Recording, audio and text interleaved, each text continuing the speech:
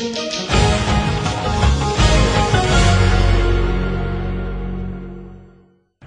1984 میں مہاجر قومی موومنٹ کے نام سے ایک لسانی جماعت کے طور پر پاکستان کے سیاسی افق پر ابھری تھی، جب ملک کا اقتدار جنرل ضیاء الحق کے قبضے میں تھا اور یونیورسٹیوں میں طلبہ یونینوں پر پابندی کو کچھ وقت ہی گزرا تھا۔ پارٹی کے قیام کے بعد الطاف حسین اس کے قائد تحریک اور عظیم احمد طارق چیئرمین قرار پائے۔ اس سے پہلے یہ جماعت 1978 سے آل پاکستان مہاجر اسٹوڈنٹس آرگنائزیشن یا APMSO کے نام سے موجود تو تھی، لیکن طلبہ تنظیم ہونے کی بنا پر اس کا دائرہ کار صرف کراچی یونیورسٹی تک محدود تھا۔ MQM کے قیام کا بنیادی مقصد صوبہ سندھ میں آباد اردو بولنے والے ان لوگوں کے حقوق کا دفاع کرنا بتایا گیا تھا جو 1947 کے بعد ہندوستان سے ہجرت کر کے آئے تھے اور انہیں سرکاری طور پر 1951 کی مردم شماری میں مہاجر کہا گیا تھا۔ جی مہاجر کا نعرہ بلند کرنے والی MQM کا سیاسی فلسفہ کراچی اور حیدرآباد کی مذہبی جماعتوں کی جانب جھکاؤ والی سیاست میں بالکل نیا تھا۔ اگست 1986 میں بے نظیر بھٹو کی پاکستان واپسی کے 4 ماہ بعد MQM نے کراچی میں عظیم الشان جلسہ عام منعقد کر کے پہلی بار اپنی عوامی طاقت کا مظاہرہ کیا اور سندھ میں پہلی بار پنجابی اسٹیبلشمنٹ کے خلاف سندھیوں اور مہاجروں کے درمیان مفاہمت کے لیے تجاویز سامنے آئیں۔ یہی وہ دور تھا جب حقوق یا موت، شیشہ نہیں فولاد ہیں، ہم مہاجر کی اولاد ہیں، ہم سے جو ٹکرائے گا وہ لال بتی جائے گا جیسے نعروں سے کراچی اور حیدرآباد کی دیواریں رنگی ہوئی نظر آتی تھیں۔ اسی دور میں الطاف حسین نے مہاجر نوجوانوں سے کہا تھا کہ وہ اسلحہ جمع کریں، کیونکہ ان کے بقول اگر مہاجروں کو حقوق نہ ملے تو وہ حقوق حاصل کرنے کے لیے ہر طریقہ استعمال کریں گے۔ اسی سال 14 دسمبر کو کراچی کے مختلف علاقوں میں مہاجروں اور پختونوں پر حملوں کے مختلف واقعات کے بعد قصبہ کالونی، علی گڑھ کالونی اور اورنگی کے علاقوں میں مہاجروں کی آبادی پر مسلح حملہ کیا گیا اور متعدد گھروں کو نذر آتش کر دیا گیا۔ اس واقعے کے رد عمل میں کراچی اور حیدرآباد میں پختونوں کی املاک پر حملے ہوئے اور ان کی دکانوں کو لوٹا گیا۔ 1987 میں ہونے والے بلدیاتی انتخابات میں MQM نے کراچی اور حیدرآباد سے بھاری اکثریت سے کامیابی حاصل کر کے سب کو دنگ کر دیا اور اب دونوں شہروں میں میئرز MQM کے اپنے تھے۔ اور پھر 1988 آ گیا جب حیدرآباد میں سندھیوں اور مہاجروں کے ایک دوسرے پر حملوں کے اکا دکا واقعات ہوئے اور اس کے بعد 30 ستمبر کو گاڑیوں میں سوار مسلح افراد نے شہر بھر میں اندھا دھند فائرنگ کر کے 256 لوگوں کو موت کی نیند سلا دیا۔ اس کے رد عمل میں اگلے ہی دن کراچی میں سندھیوں کو نشانہ بنایا گیا اور ان کے گھروں پر حملے کیے گئے جس سے کم 100 لوگ مارے گئے۔ انہی واقعات کے پس منظر میں نومبر 1988 کے عام انتخابات ہوئے جن میں MQM نے کراچی اور حیدرآباد سے قومی اسمبلی کی 14 اور صوبائی اسمبلی کی 25 نشستیں جیت کر پاکستان کی تیسری بڑی سیاسی جماعت ہونے کا اعزاز حاصل کر لیا۔ الیکشن میں سب سے زیادہ نشستیں جیتنے والی پیپلز پارٹی نے MQM سے شراکت اقتدار کے لیے اتحاد تو کیا، لیکن یہ اتحاد 1 سال بھی نہیں چل سکا اور 1989 میں MQM احتجاجاً حکومت سے علیحدہ ہو گئی۔ اس واقعے کے بعد سندھ میں ایک بار پھر لسانی فسادات شروع ہو گئے جس کے دوران سندھیوں کی شہروں سے دیہات اور مہاجر خاندانوں کی دیہاتوں سے شہروں میں بڑے پیمانے پر نقل مکانی ہوئی۔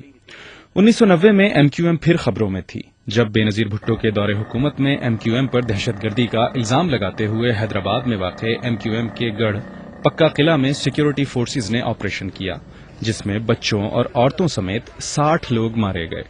اس آپریشن کے چند ماہ بعد ہی اس وقت کے صدر غلام اسحاق خان نے بے نظیر بھٹو کی حکومت کو برطرف کر دیا۔ What is happening in Karachi is not the result of the actions of the MQM, but it is what is happening in Karachi is the result of the continuous barbarism upon innocent muhajirs who are over 22 million in Sindh province of Pakistan. They have been denied their basic, fundamental and constitutional rights.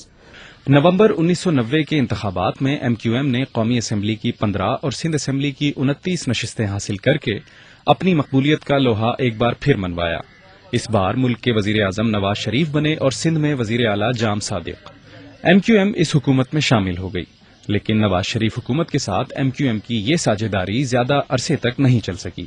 جون 1991 کو کراچی کے علاقے لانڈھی میں ایک فوجی افسر major کلیم اللہ کو 3 فوجی جوانوں کے ساتھ اغوا کر کے تشدد کا نشانہ بنایا گیا۔ میجر کلیم نے اس کا الزام الطاف حسین اور ان کے ساتھیوں پر لگایا۔ اگرچہ کئی سال بعد عدالت نے انہیں بری کر دیا، لیکن اس واقعے کے ٹھیک 1 سال بعد جون 1992 میں فوج نے ایم کیو ایم کے خلاف آپریشن شروع کر دیا، جس کے دوران ایم کیو ایم کے کئی کارکنان پکڑے گئے اور کئی ایک روپوش ہو گئے۔ فوجی حکام نے ایم کیو ایم کے دفاتر اور زیر اثر علاقوں میں 2 درجن ٹارچر سیل برآمد کرنے کے دعوے بھی کیے، جہاں ان کے بقول مخالفین اور منحرف کارکنوں کو تشدد کا نشانہ بنایا جاتا تھا۔ اس فوجی کارروائی نے کل تک کراچی اور حیدرآباد پر راج کرنے والی ایم کیو ایم کو موسٹ وانٹڈ بنا دیا تھا۔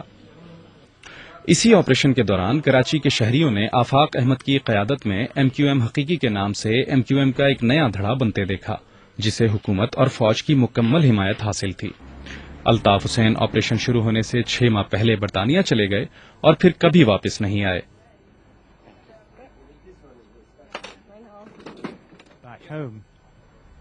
From here, I can write letters to my people, to different international human rights organizations. I can hold meetings, I can hold demonstrations over here. But in my own country, all the political activities of MQM have been banned.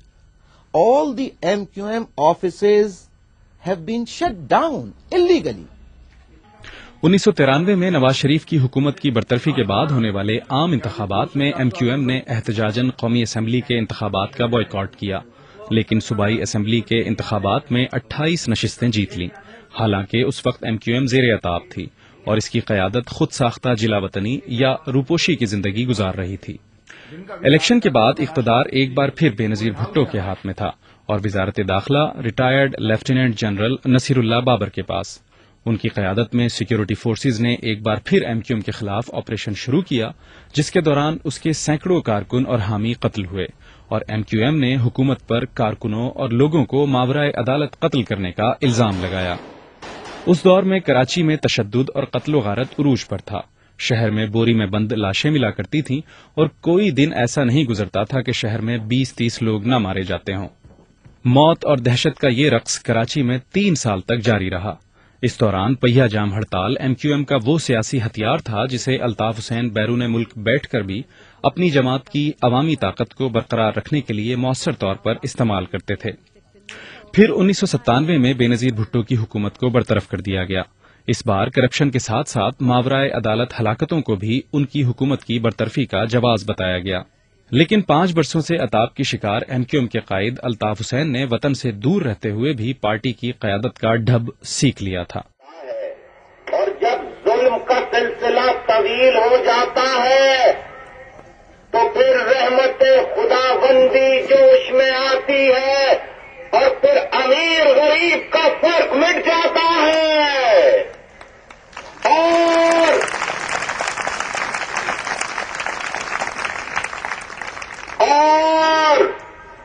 پھر جلسہ Orangi town میں ہو، لیاقت آباد میں ہو، سکر میں ہو، تو وہاں لوگ joke در joke چلے آتے ہیں، اور خوشحال علاقے ڈیفینس میں ہو تو وہاں پر بھی لوگ جوک در جوک چلے آتے ہیں۔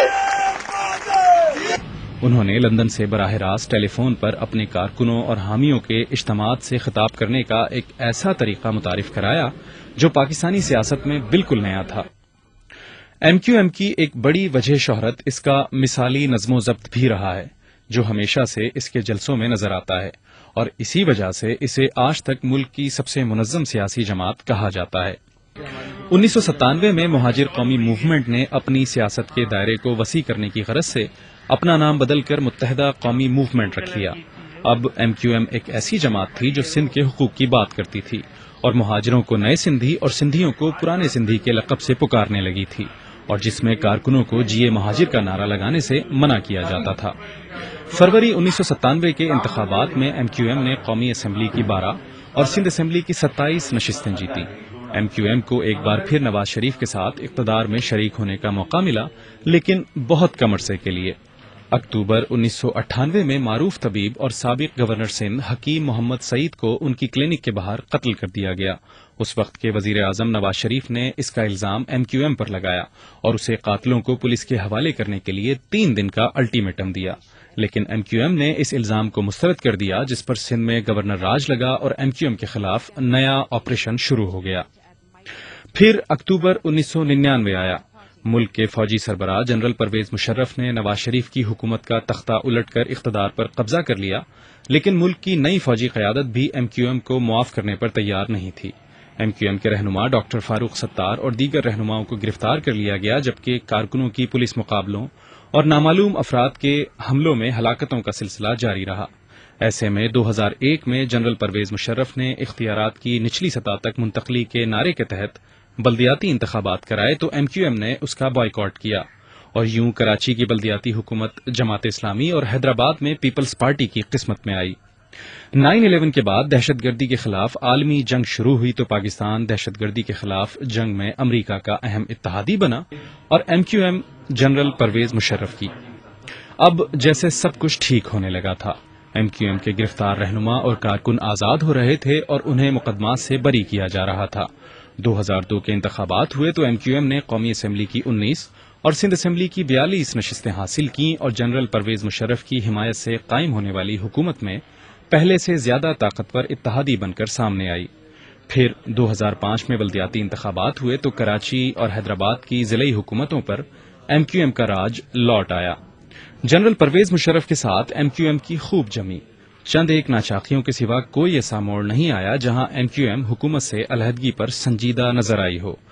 اور پھر 12 مئی 2007 آ گیا.